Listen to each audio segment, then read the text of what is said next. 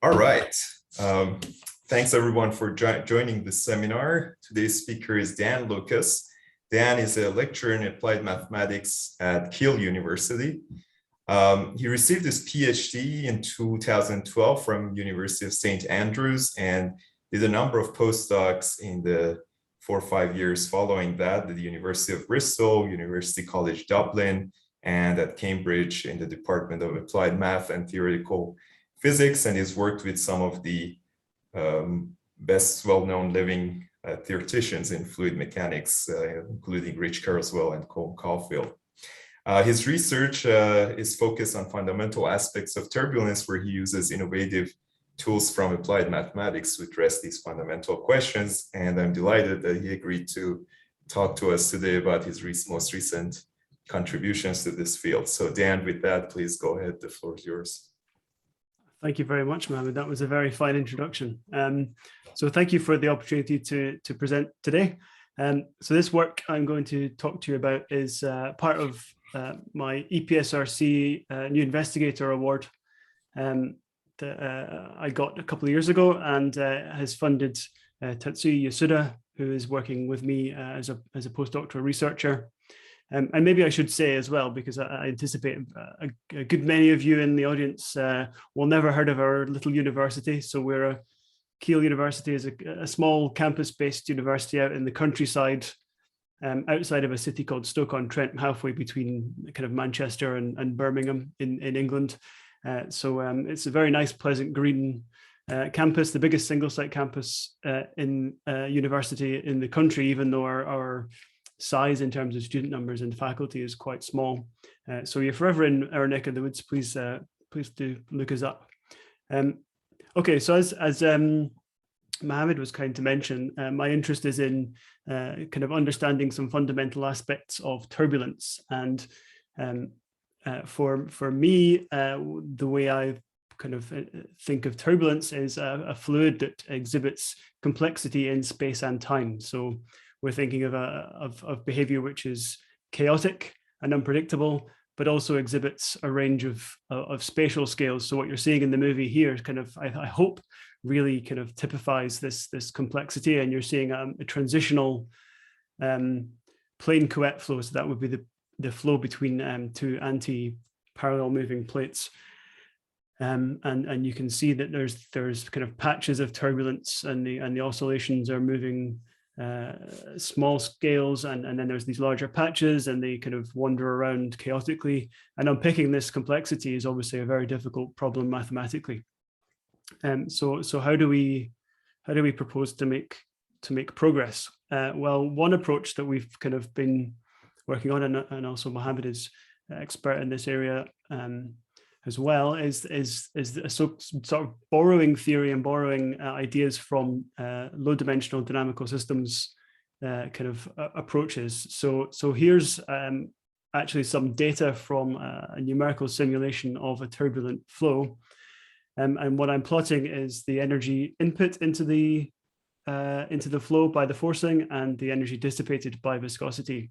And as time progresses, you trace out your chaotic tangle, your trajectory, and you must remember this is a projection of a very high dimensional system onto these two diagnostics.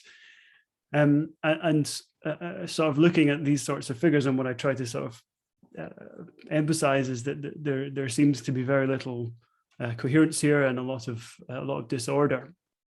But if you look a little more carefully, every so often you will observe episodes where the trajectories appear to almost return back on themselves. So here I'm highlighting one such episode in black. And again, keep in mind, we're thinking of a very high dimensional dynamical system here for this simulation of turbulence. So this is merely a projection, but this happens to be a genuine close approach in the full state space. And what we hope and aim for is that perhaps this close recurrence, as we call them, is some shadowing event of a nearby unstable periodic orbit, which is embedded in that turbulent attractor.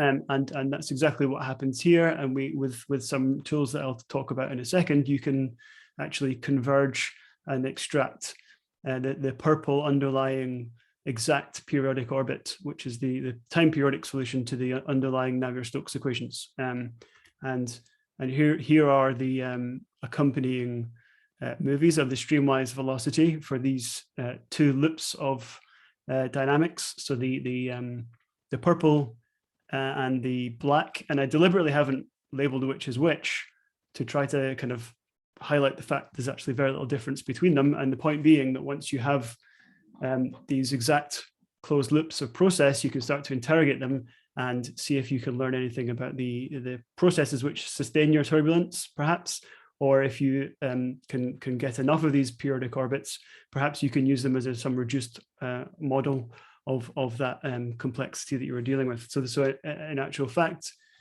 these periodic orbits were used in this paper with Kolmogorov to study the mixing properties in a stratified flow.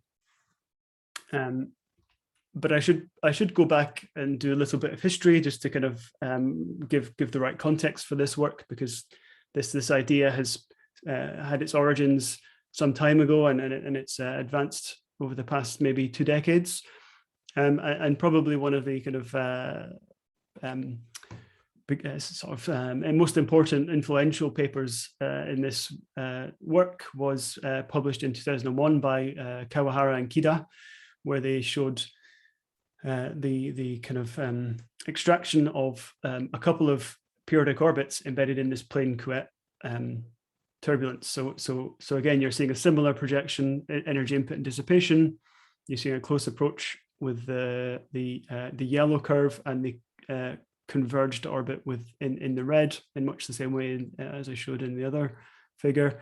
And the striking thing that got everybody excited was that when they plot the mean and RMS velocities for the turbulence, which are the solid curves, and the periodic orbits in isolation being the symbols, then you can see there's quite a good correspondence between one solitary periodic orbit and these kind of quite standard diagnostic measures of the turbulence. So then we can hope that even in this simple example, then one orbit is a reasonably good proxy for the complexity of the turbulence. So this was kind of got everybody one of the papers that got everybody interested in this kind of way of unpicking the complexity of turbulence. And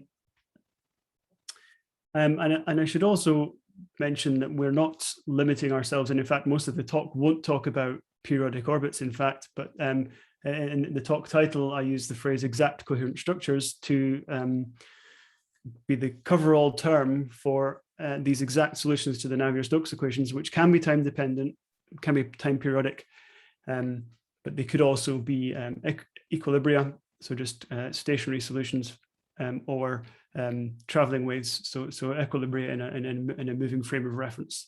And we'll talk a bit more about these types of solutions a bit later on again, but they've been obviously well established in all kinds of different flow geometries, from a pipe to plane plus sea flow and so on. So we're interested in all of these solutions, and they all have some relevance to the kind of organizing the turbulence and giving us some idea of what's supporting the turbulence. So then the kind of, I would say, the benchmark in this kind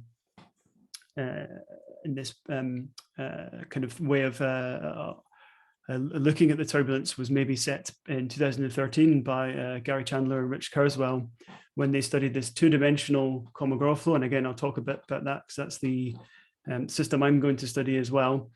But this paper was really the first time periodic orbits were extracted from a turbulent flow in some abundance. So it wasn't just one or two they were finding 50 to 100 in this set of calculations. And once you have that many, then you can really start to think about, well, how do I use them as a reduced model for the complexity? So how do I, if I wanted to, how could I sum them up, and how would I average them in an intelligent way such that they gave me back the properties of the turbulence?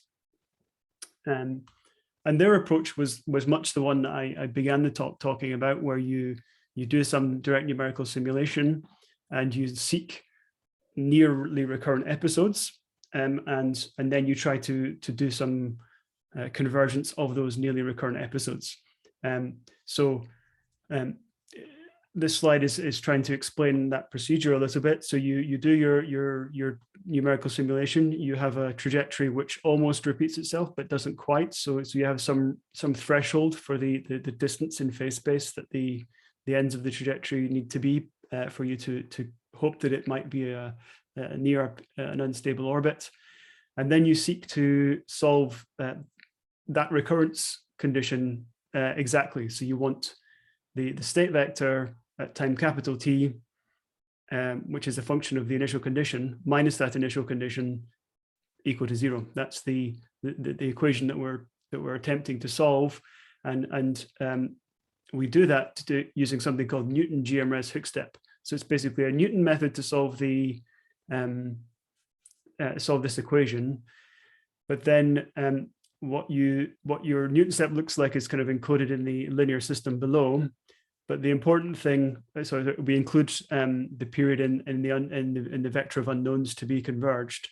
But the important thing to draw attention to is the fact that this Jacobi matrix here includes variations of the end of the trajectory with respect to the start of the trajectory. So not only for a direct numerical simulation of turbulence is this system enormous, it's also impossible to write these things down. You can't just encode this matrix and then solve the linear system. So GMRes is handy because it builds up a solution for this linear problem by way of a Krylov subspace, and you build that up by successive actions of this Jacobian, and you can do that part of the procedure by a simple forward difference. And then the hook step part is just to make sure that each Newton step doesn't go beyond the linearization of your Newton step. So anyway, there's if you look in Chandler and Kurzweil, or a paper by Viswanath, there's lots of information as to how we do this in practice. I'm not going to talk too much more about it, but suffice to say, as with any Newton method, you're only really guaranteed convergence if your starting guess is sufficiently close to an unstable periodic orbit. Obviously, Newton method is notoriously unpredictable insofar as its basins of attraction for converging solutions. And so what we find when we do this in practice is a lot of time is spent attempting to converge solutions which end up failing, or alternatively, repeatedly converging the same solution that you already have because it's somehow less unstable than the rest of the population, or rather you would maybe expect to converge the less unstable orbits because you're visiting them more closely. So these are all kind of issues. And obviously, as you increase Reynolds number, so as you make your turbulence more complicated and more disordered and higher dimensional, this just gets even worse and harder. So we would like to come up with some new ways or alternative ways that might either help us get better guesses for Newton GMRes or dispense with it altogether. And people have been working on various approaches using sophisticated things like Koopman decompositions, dynamic mode decomposition, machine learning, and various different things. So there's all kinds of research afoot at the minute in this regards. Our tack is going to be slightly different. We're going to dispense altogether with the Newton GMRes kind of style of approach and see if we can come up with a method that might stabilize these solutions for us. And the method that we're going to show is one that goes back to Pyragas in '92, where it's been shown that if you have a dynamical system and you add in a time delayed difference, so you take the difference of your current state vector minus the time delayed state vector for appropriate choices of G, and appropriate choices of the period, then you can, in some circumstances, stabilize an unstable periodic orbit from the chaos. And this is a kind of a nice approach from the point of view of the fluids problem, because this method is kind of deemed non-invasive. So if your solution of period t is stabilized, then this term vanishes, and therefore your solution had to be a solution of the uncontrolled system. So if you were to be successful doing this in Navier-Stokes, you would find a solution of the Navier-Stokes equations, which is exactly what we want. And the other important point to note is that all you need to note, the only things in principle, if this is possible, you need are the period and the appropriate gain matrix, multiplying this term. So that's basically the game, is finding the G and maybe some way of knowing what the period is if you don't already before you start. And now there's been this sort of contentious issue in the literature since the first Pyragas paper, and that's because of this so-called odd number limitation. So it has been discussed in a bunch of these papers, as I'm showing you here, that there's an issue with this method whereby if your underlying periodic orbit has an odd number of unstable directions, or an odd number, sorry, not directions, I should say, odd number of unstable Floquet exponents, then this method is not generally thought to work generically. And you can read why in these papers. I don't want to spend too long on it. We can chat about it at the end if people are super interested in why it comes about.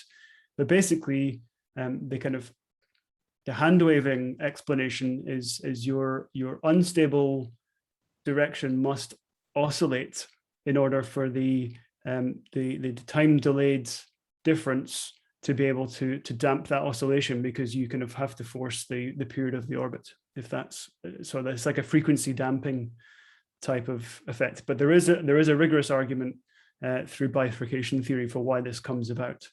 But as you can see, there's a huge number of papers have been published on this, kind of refuting it and coming up with workarounds or exceptions to the rule and so on. So it's something we need to be aware of, and we'll discuss it in a few different examples as we go through. So I should have probably put this slide up while I was explaining what happens. So basically, here's an eigenvalue spectrum of a solution, and this will be something I'll show you later on. So in this case, you have 5 unstable eigenvalues, one sitting on the imaginary axis, and 2 complex conjugate pairs. So what we would expect time delay feedback to be able to do in principle is stabilize the complex ones and actually not successfully stabilize a purely real eigenvalue, being the odd numbered one here. And as I say, there's been a number of different workarounds. So in this case, using a complex gain has been shown to stabilize one purely real eigenvalue in a special case. So there's hope there, but it's something that we're going to have to deal with generically as we look at these orbits in the fluid problem. So now in the fluids case, this time delayed feedback approach hasn't seen much interest, perhaps because of the odd number problem. People have just steered clear, but there are a few examples. So for example, the paper on the right looks at a control of Taylor-Couette flow, which is the flow between concentric cylinders which are rotating, and this is an experimental work. So they do the time delayed feedback onto the rotation of the one of the cylinders, I think. And show the stabilization of an orbit. Obviously, that's a very different kind of motivation to the one that we're proposing.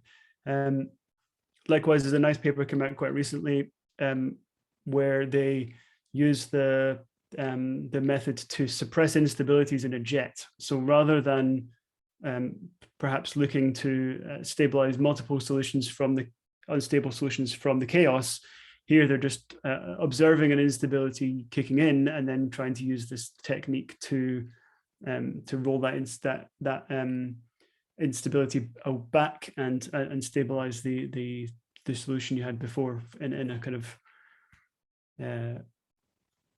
in one of these situations. And the final one is a kind of very fleeting mention in this paper by Kawahara, where he shows this a few periods of stabilization of this so-called edge state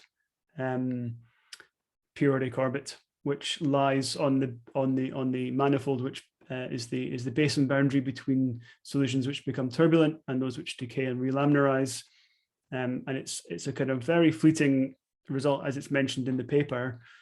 So there isn't really that much detail as to how this has been implemented and how robust this result is. It's kind of just a very tantalizing description in the paper. So what we want to do is then do a kind of more thorough investigation into using this technique as a way to stabilize these types of exact coherent structures from the chaotic turbulence in general, and see how far we can get with that, and see how restrictive this odd number limitation might be, and if there's any ways that we can, simple ways we can find to mitigate it. Okay, so the flow I'm going to look at is this so-called 2D Kolmogorov flow, the one that Chandler and Kurzweil studied. So it's simply a sinusoidally body-forced Navier-Stokes equations. We've non-dimensionalized such that we have a Reynolds number as our main control parameter. I'm going to look at a square periodic geometry, so periodic boundary conditions in X and Y. So it's like a torus. I'll force with the wave number 4 in here, so that's become the kind of canonical choice now.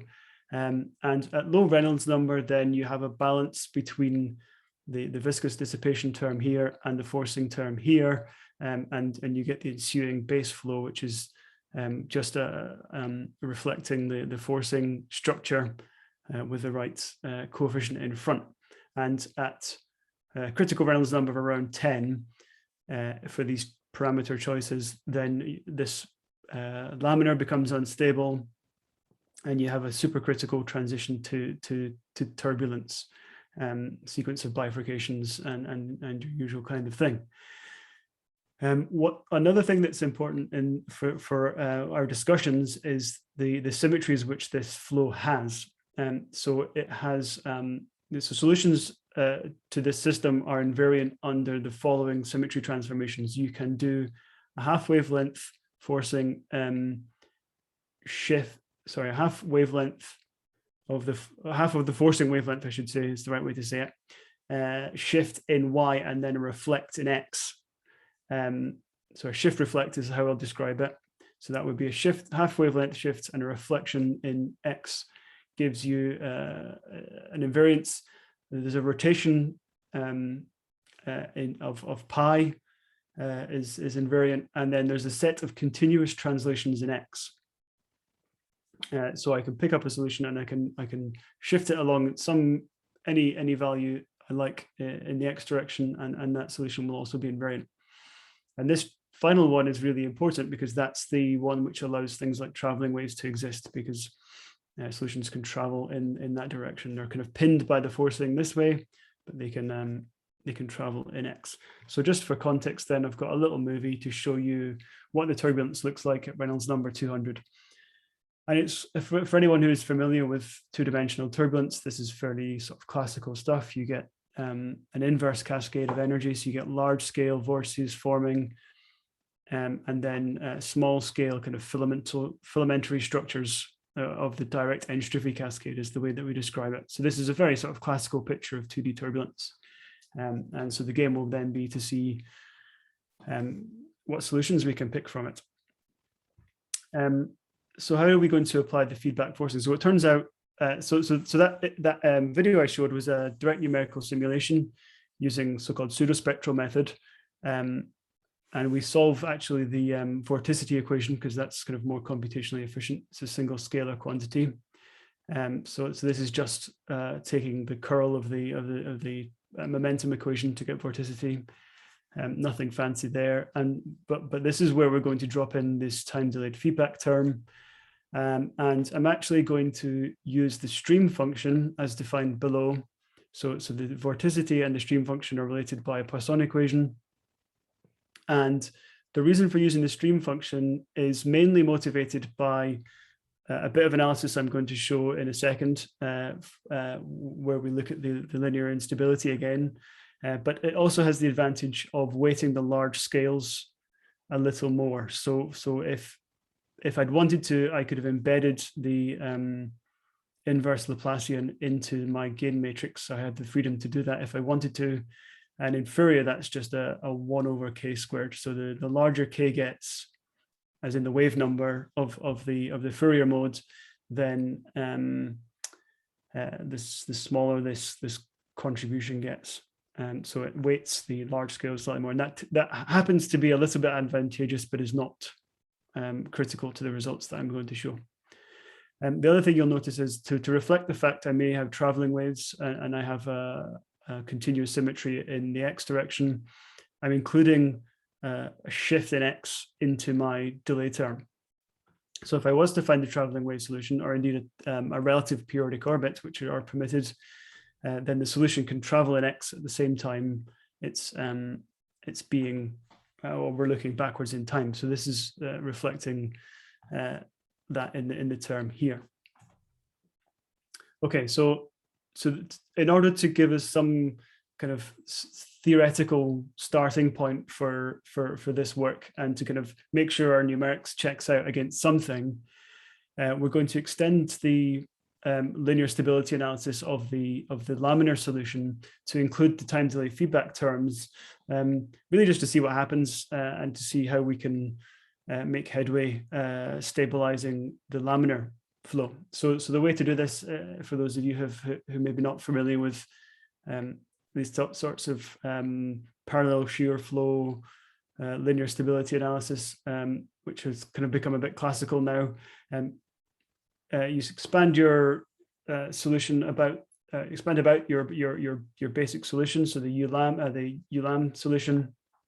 I'm going to write everything in terms of the stream function because again, that's just turns out to be the traditional way that we do it. And I linearize, so I knock out any products of the perturbation quantities. And everything is pretty classical apart from the blue terms, which are coming from my time delay. So what we normally then do is we assume this ansatz for my perturbation. So I have some streamwise wave number alpha, some complex growth rate sigma, and then an eigenfunction multiplying that as a function of y, making those transformations. I don't want to bore you with these details, but you basically generate something called the Orr-Sommerfeld equation, which is the bit in black, and then coming from the time delay term is this extra part here. And now normally this would be a piece of cake. The black part is readily solved as an eigenvalue problem. You can expand your theta hat in a Fourier series in Y and solve numerically for your growth rate sigma. But here we have a problem because the growth rate also appears coming from the time delay term on the right hand side. So the linear stability problem is now transcendental in sigma. So we can't just simply solve the linear system to find the eigenvalues.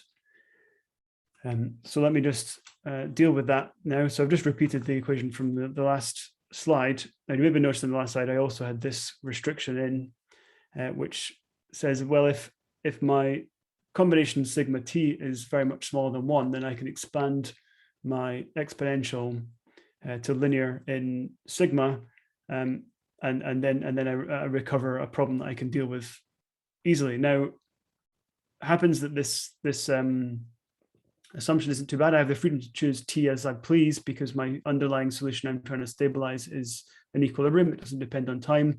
So it kind of makes sense. I choose something small for t. And perhaps for sigma, I might want to say, well, I'm only interested near neutral curves, near where eigenvalues are crossing the axis, and not particularly interested in growth rates in general. But really the thing that's going to control this is making sure my delay period is small. Okay, so if I do that, then I can bring the sigma dependence to the left-hand side, and I have the following problem that I can solve as a linear system, which I think is on the next slide. So as I said, if you expand as a Fourier series in Y, you generate a generalized eigenvalue problem of this form. Those terms on the left-hand side are encoded in a matrix B, which has only diagonal entries, a blue term coming from the Timedelay part, and the A matrix the A matrix having these new terms coming from the Timedelay part. Now, of course, B being diagonal is trivial to invert, but it's actually turns out to be kind of nice to leave these two things separated so we can see exactly what's going on, and see what effect these blue terms have on the unstable spectrum. So let me just go ahead and show you some results, because that's probably more helpful than laboring the analysis of those matrices too much. So here's the situation for the first streamwise mode at Reynolds number 40. And Reynolds number 40 is where DNS, direct numerical simulation, would show chaos. So this is well above criticality. For this wave number, streamwise wave number, what you find is the pitch that I showed you earlier, where you have two complex conjugate pairs, and the most unstable mode coming from a pitchfork bifurcation sitting on the real axis. So immediately we're thinking this eigenvalue here in particular may give us trouble from the point of view of the odd number limitation. Well, when you solve the linear problem, including the delay terms, it isn't so obvious that the odd number limitation is in evidence, I would say. If you apply you can put a very large gain, but if you leave so I didn't actually mention this, I left the translation in X in the linear stability analysis for a reason we'll come on to. But if you neglect it, if you don't put it there, all you see is the eigenvalues rescaling towards the origin. So the orange diamonds being the effects that the time delay terms have on the unstable spectrum, assuming small delay without any translation of that time delay term. And in fact, that's kind of easy to see from the linear system. So the effect that the blue terms are having on the unstable spectrum, when S is 0, this term has to vanish. So A gets no change because of the positive gain. On this term, all this does is make, for positive G, and the delay has to be positive, all it does is make the diagonal term larger. Therefore, when you come to look at the kind of eigenvalue problem normally, then it just pushes all the eigenvalues towards the origin, as we saw. So that it just makes this diagonal larger. So it just shrinks everything, shrinks the whole spectrum in here. But it also shows you something interesting, that if G was negative, which I didn't really explain why, if G could be positive or negative. So if G was negative, then you can see that you will at some point have critical levels where k squared plus alpha squared can be equal to G, or rather, yeah. If there was a minus sign here, then this could get close to 0, and then you would have B's singular, and you'd be in trouble. And in fact, we do observe that you get blow up if you choose negative g. And this is a good motivation for why g should be positive, although there are other kind of obvious reasons why g should be positive just by looking at how the equation appears in the how the term appears in the equation, I should say. Okay, so it seems like you don't get any joy just applying the time delay naively, but if you put the a translation in x, embed that into the delay term as well, then what you observe in the green stars is like a shifting or translation or a rotation, probably all three combined, of your spectrum, and you can sweep all of the unstable eigenvalues to the left-hand side, and you can actually succeed in stabilizing the solution. And again, it's possible to observe what happens when you look at this term now. So we've established this term basically does a rescaling, but the term in A actually then acts like a translation, because this is just going on the diagonal. So you could extract this as g times the identity, or rather g times this whole thing times the identity, and that's just going to shift the eigenvalue spectrum by whatever amount this is of A. But then you've got this B inverse to come in as well.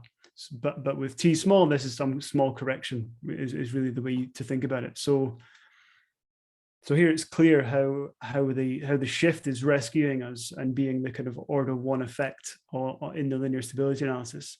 Moreover, you can see, well, if t goes to 0, this effect stays. So actually you don't need the time delay in order to have the stabilization effect. You can have it with vanishing time delay, and we'll come back to that a little bit later on. But nevertheless, from the point of view of testing our validating our method and making sure everything checks out, we can still put a non-zero t in and check that the stabilization happens where we expect it to. And so if you flesh out then the whole picture, so I'm plotting neutral curves, so stabilization happening to the right of these curves for the gain against the shift in x, then you kind of get these regions of stability. And again, they check out with the, well, we'll talk about that in a second. They check out with the analysis that we just made about how the shifting of the spectrum is happening by that right-hand side contribution in the Sommerfeld equation. So not unsurprisingly, as Reynolds, so each of these curves is a different Reynolds number. As Reynolds number increase, you need a larger value of the gain. And you have these regions of instability coming back, which we'll discuss in a second. So let's just check it out. Let's do a direct numerical simulation. Reynolds number 40, a modest-ish time delay. We can get better agreement by cranking this down, but nevertheless, we'll just do it with a relatively large t for this example. A shift of 1, which was the case I showed you, and a gain of 20. And I'll play the movie for you. And we get very nice stabilization of the laminar as we hoped. So the reason for these lobes comes in because of, as I mentioned, this contribution here has to be non-zero to have a hope in translating your unstable spectrum. For the case of Reynolds number up to 200, the first 3 streamwise wave numbers are unstable. So basically that means this combination vanishes when alpha s is 2 pi. Alpha being 1, 2, and 3 means you can expect this stabilization to fail when s is pi and when it's 2 pi divided by 3. So the dashed line here shows you exactly 2 pi over 3 in a region of instability. So no stabilization happens here. And again at pi. And the situation is reflected above that. It's just a copy. So there's no point in showing you a shift of beyond pi, because it's just the symmetry version of it. So here's what happens if you do choose your shift badly. So if you choose it to be 2, which is nearly 2 pi over 3, your stabilization fails. But moreover, what's interesting is you see exactly a mode 3 pattern as we predicted. So you see a structure which has mode 3 because modes 1 and 2 get stabilized, and it's the third streamwise mode, which gives you the 2 pi over 3, which can't be stabilized by the time delay feedback term. So that's nice and consistent. When you put it into the full nonlinear simulation, you see some reflection of that captured. And you can check everything out pretty carefully and closely. So I'm showing you here for Reynolds number 40 a measure of the size of the time delay term. So there's the L2 norm of the time delay term normalized. Then what you can see is the green one is S equals 2, which is that green dot there. So G is 20, Reynolds number 40 is the orange contour. So you're above the orange contour, and indeed you do not see stabilization. You see some invasive behavior because Q is non-zero, it's not vanishing. For the red curve, then you see Q dropping to machine precision eventually. It's just decaying away. And then the remaining two, so the blue and the orange, are basically at this blue point here on the neutral curve, just either side of the neutral curve. So the neutral curve happens to sit at 1.5 almost exactly. So the blue one is just underneath and stabilizes and comes down, and the orange one is just above. So it gets attracted almost like it's going to the laminar, and then eventually picks up the unstable manifold that's remaining and goes away to some other invasive attractor. And you can repeat the same story at higher Reynolds number. So Reynolds number 200. These are these two points. So the blue one being the cyan point inside the red contour for Reynolds number 200, showing stabilization, and the invasive behavior when S is 2 and you're in this unstable region here. So I think I'm kind of going a bit too slowly. I've got too much to talk about. So our goal isn't to stabilize the laminar. That was all just kind of preamble, make sure that everything checked out and we were happy with our implementation and everything was working okay. So what we really want to do is look at nonlinear solutions. So solutions which are actually embedded in the chaos that can tell us something about the turbulence. So the first one we're going to look at is this traveling wave. This is one that's been reported in the literature in a few places. And it happens to have an unstable spectrum, which is purely complex. There's no unstable eigenvalues sitting on the real axis. So this is a good candidate for attempting our time delay feedback on. Now what we have to do is make sure that the shift that we impose in the time delay term somehow matches up with the phase speed of the traveling wave. So we have the freedom to choose T as we please, again, because it's time invariant in the moving frame. So provided we satisfy this condition, then we're all good, and that delay difference can vanish, and therefore we can hopefully find the solution. But we want to proceed as if we don't know what the shift is, what the phase velocity is, what that translation in X will be. So we want to somehow embed that in our method so that we get it as something that we solve. And the way we do that is to use a simple descent method. So we say we evolve the shift, the translation in X, based on a simple ODE where there's some constant gamma parameter in the problem, and then a delta S, which is the shift remaining between the current time and the delayed and shifted term in the TDF term. And so what this basically does is then it allows you to evolve towards the shift, provided you're not introducing another unstable direction within this equation. So we'll talk a little bit about how you do that in a second. But to get the shift that you're missing, essentially, what we can do is use an average of the individual nominal shifts that each Fourier mode has. So a single Fourier mode would look like this, where you can compute the shift by taking the argument of the complex Fourier coefficient at mod k, dividing it by the shifted and delayed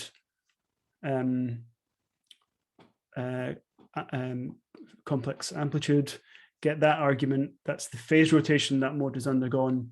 You divide it by ikx, that should give you the nominal shift that would have been applied to get that phase rotation. And you can do some average of these things, and this gives you a direct method to get an estimated shift between these two state vectors. There is a little bit of a trickery with branches of the arctan function when you do this, but I won't bore you with that. Suffice to say that we can manage that.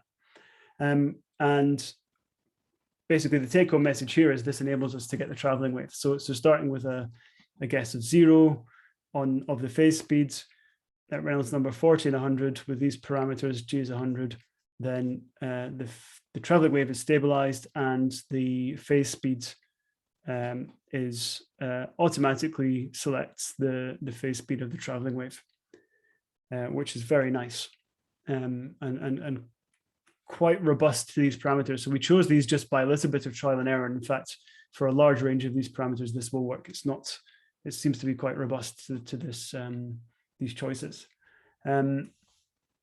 If you don't do this updating of the translation to match the phase speed, then things are a little bit off. So you still get a steady state. So I'm plotting the energy against time. So the blue one is where you don't match the phase speed with our method, and the orange one where you do. The energy is off, and also Q doesn't vanish. So you have some invasive behavior left over, which messes up your energetics. But if you get it right, then again, your Q measure can zip off to machine precision, and you're pretty confident you've got a solution. At a higher Reynolds number, then this fails. So I showed you 40 and 100. I'm adding into the plot now Reynolds number 200, and you can see you're still oscillating around. You've got a long time scale oscillation. The Q measure is not vanishing, it's staying at some large value. So we need to address why that is, and it's probably not surprising to you. What happens as you increase Reynolds number, you get more unstable directions, that the solution becomes more unstable, and at some point you end up getting a real eigenvalue. So you hit this odd number limitation. So that's seemingly what happens in this case. This eigenvalue here where my cursor is the one at Reynolds number 200, which is purely real. So this one comes in to ruin the day. But you can see how unstable this solution is. It's got 32 unstable eigenvalues.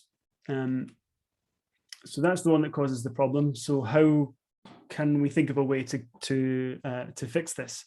Well, in the case of the laminar, what appeared to kind of allow us some extra manipulation of the unstable spectrum was to take advantage of this fact that the laminar solution had a continuous symmetry in X, and put that shift, that translation in X into the delay term.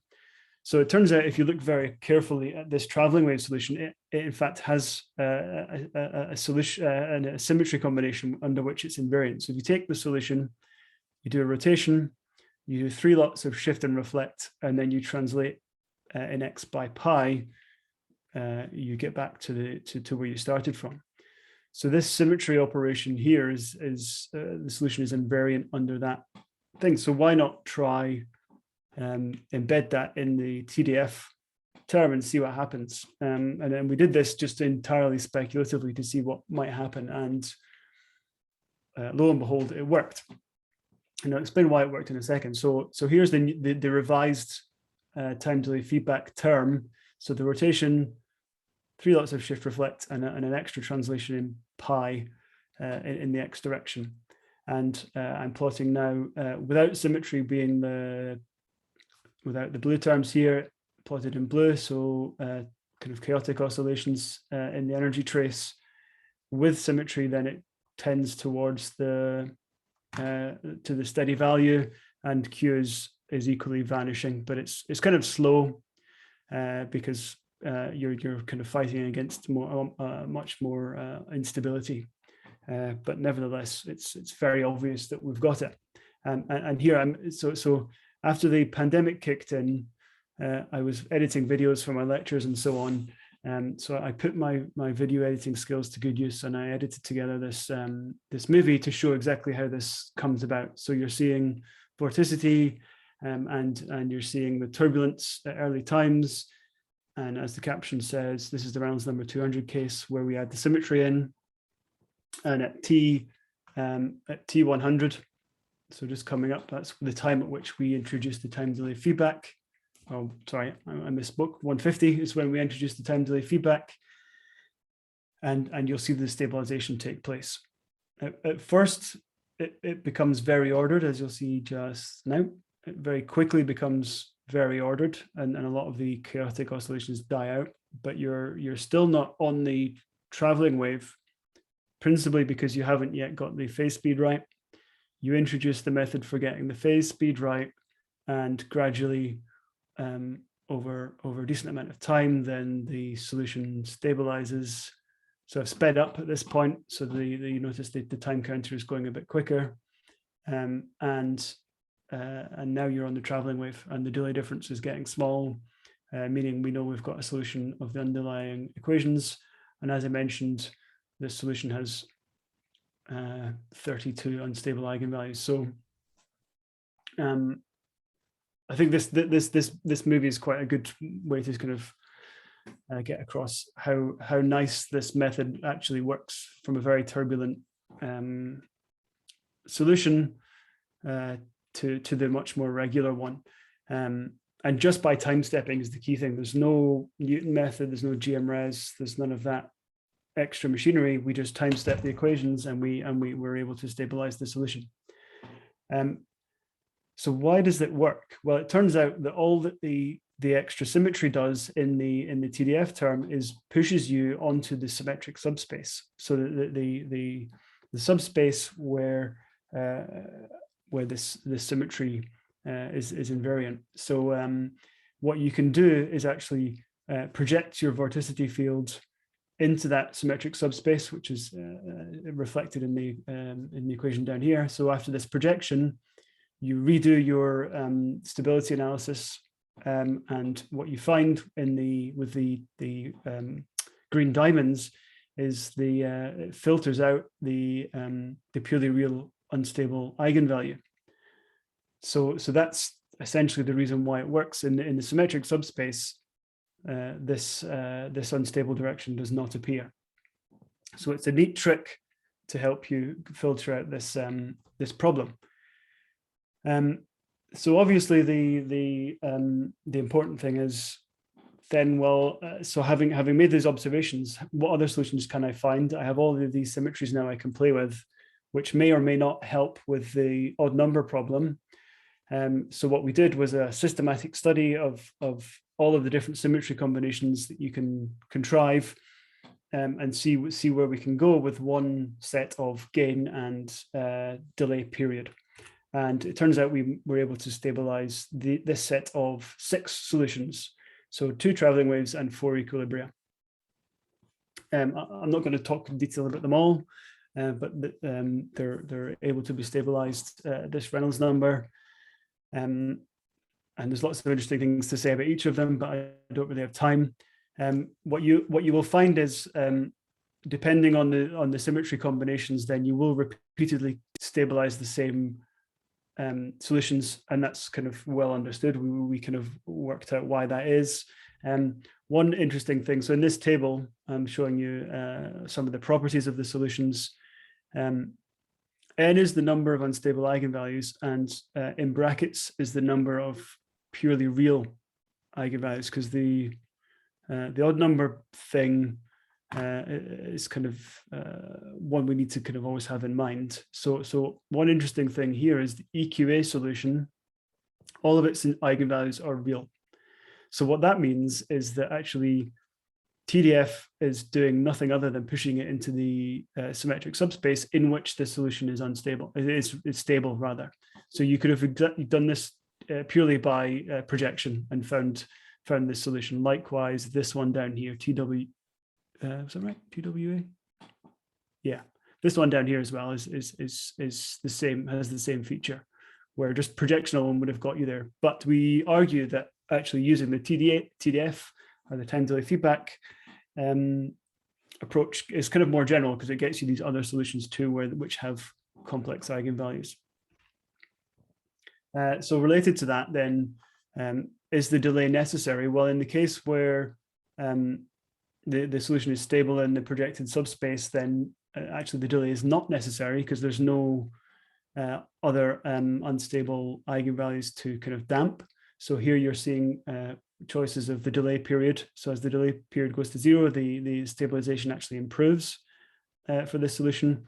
But where there is an unstable complex unstable eigenvalue still needing to be damped by the time delay feedback term, then there is a sweet spot for these traveling waves where here the delay 0.2 seems to be optimal. So if it's too small, you can't quite capture the traveling nature of the solution. And if it's too large, then you get some invasive oscillations at that period. And I'm going to skip that one. You can put multiple delays. So we tried that as well and had some success finding a couple of other solutions. So you can have a sum of these things and try different combinations of symmetries within that and get some more solutions, which is interesting. But of course, the goal is UPOs, and that's how I sort of teed the thing up. So it turns out actually periodic orbits are really hard. And I don't have a very positive set of results to show for, or as positive to show for that. So here's a target periodic orbit at Reynolds 31. This orbit has a subcritical Hopf bifurcation. You get chaos, and at Reynolds number 31, the orange orbit then has two very weakly unstable, or a complex conjugate pair of unstable eigenvalues, or Fouquet exponents, I should say. So that seems like a very easy task. If you're going to be able to stabilize anything, you should be able to stabilize this one because it's so weakly unstable. Turns out if you just try it in the way that I've described so far, then you get all of this horrible invasive behavior. Q does not vanish and it starts to grow. And the reason is that if you don't set your initial condition just right, if it doesn't have a good history, it's another way of thinking about it, to feed back into the solution, then you have all this long time invasive behavior, which you kind of can never get away from. So you end up on a kind of an invasive attractor. So there's kind of this idea of maybe multiple attractors in the system, depending on how you set the thing up. So what we did was the switching, where you basically, what this all means is you basically turn off the TDF term for a period, for 1.2 periods every so often. And it turns out we did it for every 250 time units. You turn it off for a while and allow the history to basically be refreshed by uncontrolled dynamics. And this is something like the so-called atom weight method that Pyragas and Pyragas talk about. And actually that helps. So I wouldn't be telling you about it if it wasn't useful. So now we can find stabilization. So here are with B is the orange one is showing the UPO being stabilized from a kind of general initial condition, and again in this sort of projection. The Q doesn't vanish, and the reason the Q doesn't vanish exactly is because the period that we set wasn't quite right. If you get the period right, you can send Q to 0, and I can talk about how you get the period right later. What I really want to tell you about is the new work we've been doing more recently. Dan, we have maybe a couple of minutes left, just letting you know. Yeah, this is literally 2 slides and then I'm done.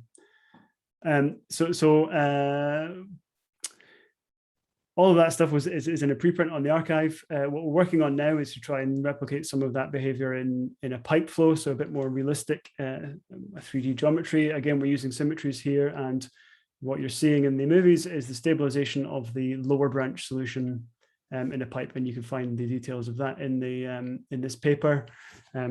So without TDF, you get the turbulence above, and with TDF switched on at about 1,000, then you find the lower branch traveling wave solution. If you wait a little longer before you initialize TDF, then you can actually stabilize another solution, which is the so-called upper branch. So I'll just let this movie play for a little while. So you get the instability of the traveling wave. You pop off and go up to the turbulence above, and you turn on TDF here, and you eventually stabilize the upper branch traveling wave, which is really nice. So already in this one geometry with kind of one implementation of time delay feedback, we've been able to find two stabilized traveling waves in the pipe. So that's very kind of promising, because obviously you have more opportunity for using symmetries to help you out in the pipe. Okay, so sorry about overrunning a bit. So thanks for your attention. As I mentioned, there's a preprint out on the, so you can find it on my website, and I'd be happy to take some questions.